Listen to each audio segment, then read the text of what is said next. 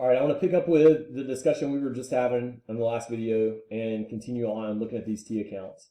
All right, so what I have in front of you now is another example of a T account with a little bit more complicated stuff on it. All right, again, understand something. Every time, assets should always equal liabilities. When a bank gets in trouble when they have more liabilities than assets, if you don't have enough liabilities to cover your assets, then you're in trouble. Okay, because at some point, if you don't have enough assets to cover your liabilities, then you're in trouble, because what that means is if somebody comes to withdraw their money out of your bank, you don't have enough money or enough stuff to convert into money to give your customers their money back, and that causes real problems. Again, that's how banks go out of business, is when they can't do that. All right, so it's very important that your assets, whatever this value is on the left side of this T account, should equal the right side of this T account. All right. So this example says, imagine a customer withdraws $50,000. How will this affect the balance sheet of, or how would this balance sheet change, and what initially happens to M1 money supply? Okay. So first off, somebody has withdrawn they've withdrawn $50,000, right? So the first thing that's going to change is this 100,000 is no longer going to be 100,000. Now it's going to be 50,000. Okay, so now that's changed, right? So we're down to 50,000. Okay, now look, our reserve requirement up here is 20%, right? So if it's 20%, then that means this bank has to hold 20% of $50,000. So a customer came and withdrew $50,000, right? How did the bank get $50,000 to give them? Okay, here's how the bank got it. Well, demand deposits now are $50,000. They got to hold 20% as required reserves, right? So what that means is that now this required reserve value right here is going to go to $10,000. So that means this bank gave their customer $50,000, right? 10,000 of that 50,000 came out of this required reserves number, right? Because this went from 20,000 down to 10,000. So the bank is taking care of 10 out of the 50,000. They still got to give the customer $40,000 more. So where does that come from? Well, it comes from this excess reserves, right? This will go down to $40,000. And if you look right now, our bank balance sheet is balanced again, right? This T account is balanced. $300,000 over here, $300,000 over here. So we're back to where we're supposed to be. Now you might be asking or wondering, Coach, why didn't they just give them all excess reserves?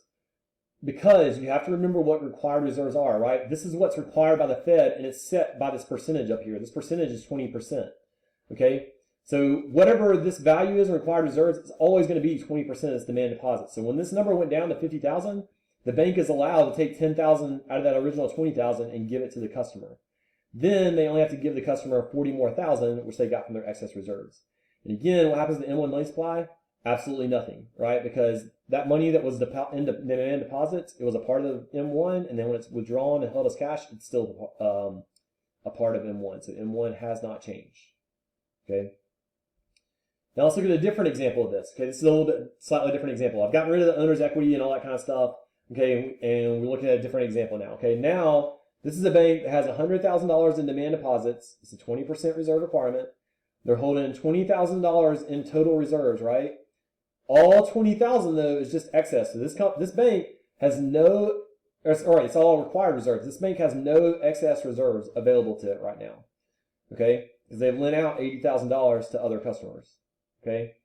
Now it says, imagine that a customer withdraws $50,000. How would this bank balance sheet change if the bank cannot call any loans? Okay, they can't. This bank has lent out $80,000 to its customers, right? They can't just call their customers and be like, hey, I know we lent you guys that $80,000, but it turns out we need $50,000 for this guy who wants to withdraw $50,000. So we're going to require you to pay us back right now. The bank can't do that. That's called calling in a loan. They can't do that. Okay. This money is out there already, and it's like part of a contract when it needs to be paid back. So the bank can't get it from here.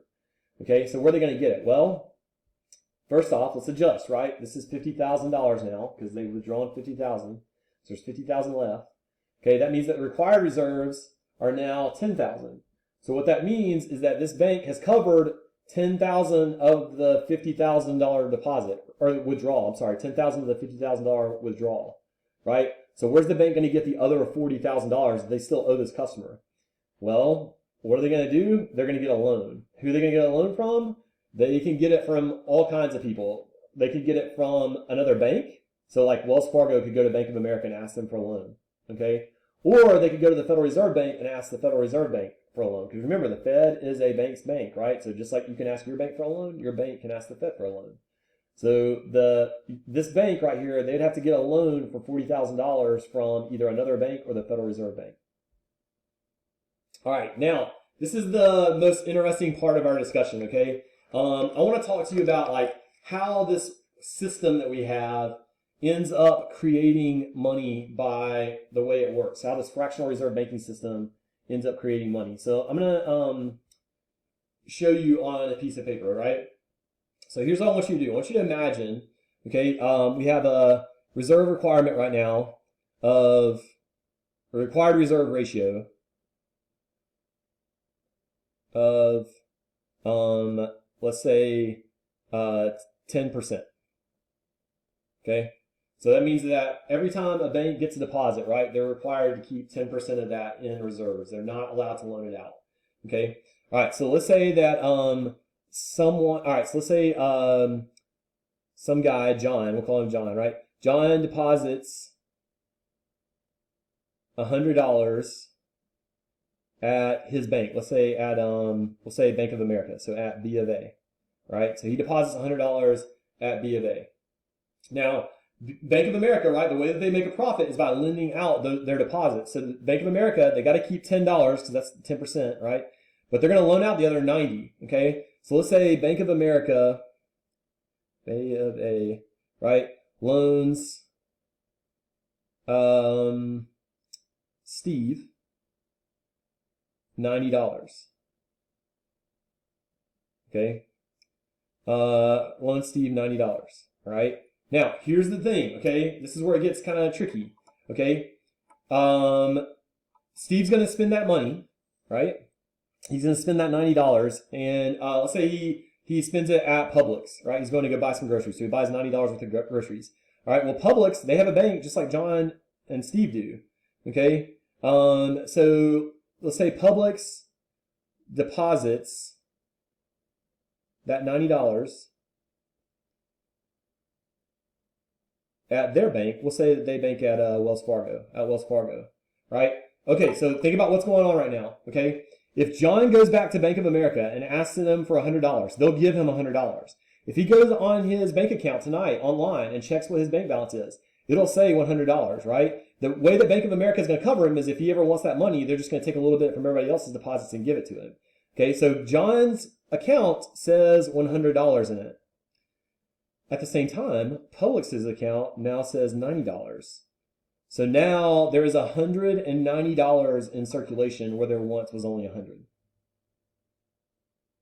Right? Because John has $100 at his bank, Publix has $90 at their bank. So there's now $190. Okay, now Wells Fargo, they make a profit too by loaning out money. So they got to keep 10% of that, right? They're going to keep 10% of that. They're going to loan out the other 90%. So let's say that Wells Fargo loans, say Wells Fargo loans Denise $81. Okay, and Denise is going to do some home improvement, so she goes to Home Depot and spends that $81 at Home Depot. Well, Home Depot has a bank too, right? They have a bank just like everybody else does. So Home Depot deposits $81 at their bank. Let's say at BB&T. Okay. Now, if Home Depot goes and checks their account right now, it's going to say $81. If Publix checks their account, it's going to say $90. If John checks his account, it's going to say $100. So now there is $271 in circulation where there once was only $100. You see what's happening here? As this money's getting loaned out, it's actually creating more money. So this is what I was saying on the PowerPoint slide, okay? Loans actually increase the amount of money in circulation, right? Our fractional reserve system ends up creating money. It's not the government who creates money, okay? It's our system of loans that creates money, right? So the more loans that are given out, the more the money supply increases. So loans create money. That is a key thing to make sure you understand. Now, we could keep running out the scenario that I just showed you. We could keep running out this scenario and taking 10% of this and depositing it, and 10% deposit, and so on, so on, so on, so on, right? until we get down to $0 left, right? We could add up all the money that's in those red boxes, and that would tell us how much money has been created by that initial $100 deposit, okay? But there's actually a much simpler way to do all that math, okay? It's called the money multiplier formula, right? And if you look on here on the PowerPoint slide, right, this is basically what I was just telling you about how banks create money, okay? So take a second, look at it if you need to, right, but then move on, okay? Here's another example, right? This is basically what I was just showing you, right? First National Bank here, they have a deposit of $100, they hold $10, they loan out the other 90, right? That $90 goes to some other bank that's going to be deposited in, okay? So like I was saying before, right, there's a formula for this called the money multiplier. And the money multiplier tells us the amount of money that the banking system either creates or generates, however you want to say that, with each dollar of excess reserves that they have. So it tells you like how much money will be created from excess reserves, right? So here's what I mean by that, okay? Suppose that right now, right, like the example I gave you, right, the reserve requirement is 10%, okay, and banks go all the way down to the reserve requirement. They always lend out 90% of it. Well, that means that based on this little formula, right, it would be 1 divided by 0.1. So that means that our multiplier is 10. So what that means is for every dollar of excess reserves, right, $10 are created. Okay? Every dollar of excess reserves will generate $10.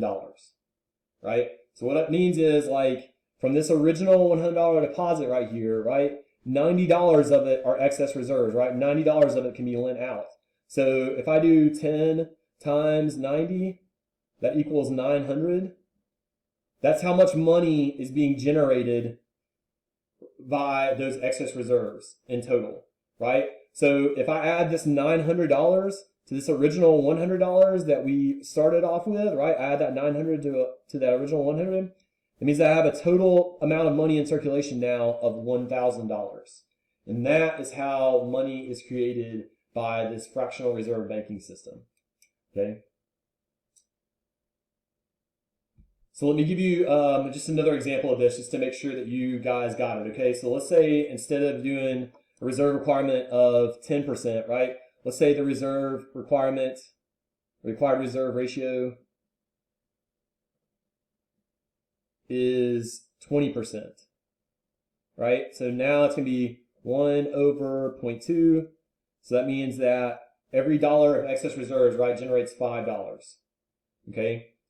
So what does that mean? It means, and like, all right, let's say like there's a deposit of $1,000, right? So we have a $1,000 deposit.